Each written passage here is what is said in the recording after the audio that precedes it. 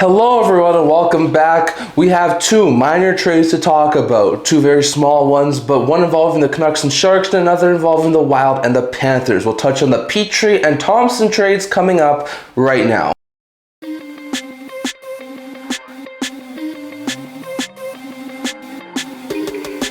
Hello everyone, welcome back to another end-to-end hockey trade update video. Once again, if you haven't already, leave a subscribe down below. We're trying to hit 650 by tomorrow's trade deadline, so if you can, definitely leave a subscribe. It really does help out the channel. And also don't forget to stay tuned for tomorrow's live stream at 11:30 a.m. Mountain Time, talking about all the trades that happen on trade deadline day. So definitely don't forget to stay tuned for that. But in today's video, we have two trade update videos here to talk about. And at the end of the video, I'm also going to discuss a couple of waiver updates, so stay tuned for that. But the first trade here I want to discuss here is between the Florida Panthers and the Minnesota Wild. The trade is as follows. The Florida Panthers deal Jeff Petry to the Minnesota Wild for a conditional 2026 7th round pick. A really good deal for both sides. For the Panthers, Petry was probably never coming back. He's 38 years old, so they give him a fresh start. He's going to go to the Minnesota Wild organization, chase a cup there. For the Panthers, they get a 7th round pick back. It is conditional. It will turn to a 2026 5th round pick if the Minnesota Wild win 2 rounds and Petry plays in 50% of those games. So it could eventually be a 5th round pick. According to my predictions from the last few playoff prediction videos I've done, it would turn to a 5th round pick.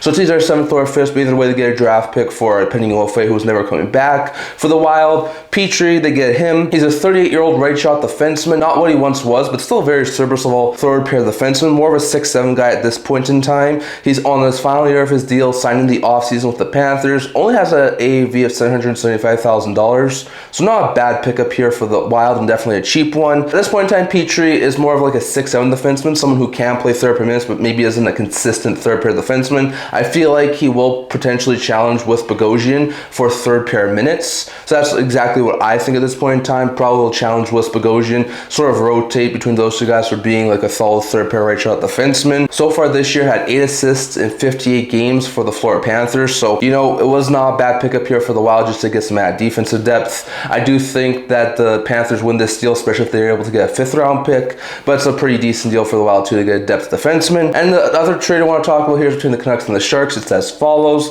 The Canucks acquire Jack Thompson from the Sharks for Jet Wu. A very interesting swap here. Wu is 25 years old. He's a right shot defenseman in the final year of his deal at an AAV of $775,000. At this point in time, he's an AHL defenseman, was a 2nd round pick back in the 2018 draft, but hasn't really amounted to anything at the NHL level. This past year so far has had a goal and 8 points in 26 AHL games, so especially given the fact that the Sharks blue line right now, if they move a couple of UFAs and don't bring anyone back, I could potentially see Wu play at the NHL level, but I think most likely he'll be an AHL guy, maybe a call-up option. But I think the Canucks definitely win this deal here by getting Jack Thompson. He's 2 years younger, he's 23 years old, he's also a right shot defenseman. He's got a cap hit of $800,000 for the rest of this year. He also a 2020 3rd round pick of Tampa's that the San Jose Sharks eventually would acquire in the Anthony Duclair trade, so not too surprising there. He's more of a call-up option defenseman. I could see him play 6-7 minutes on the Vancouver Canucks blue line to finish out the season, depending on what the Canucks do before this upcoming trade deadline. But I also could see him being more of an AHL level defenseman who gets called up at some point.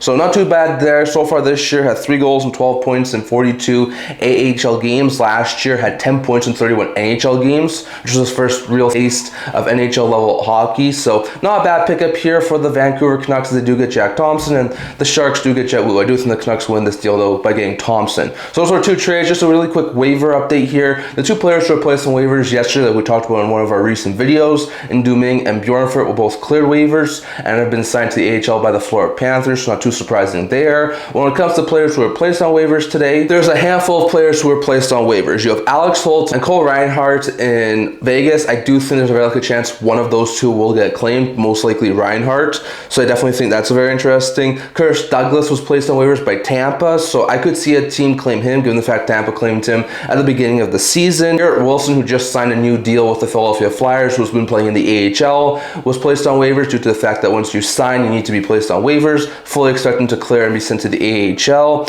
And then Glendening, Dadonov, and Saiplikov were all placed on waivers by the New Jersey Devils. So I could see Saiplikov maybe get clean, but I think there's a very likely chance he could clear because he's making $2.5 million. Glendening, Dadonov, they're both decent, like fourth line spare forwards for the Devils. I wouldn't be shocked if a team took a chance on one of them, but I also wouldn't be too shocked if both of them cleared. So very interesting note there. I'd kind of get the sense maybe the Devils are making some moves, placing those 3 players on waivers.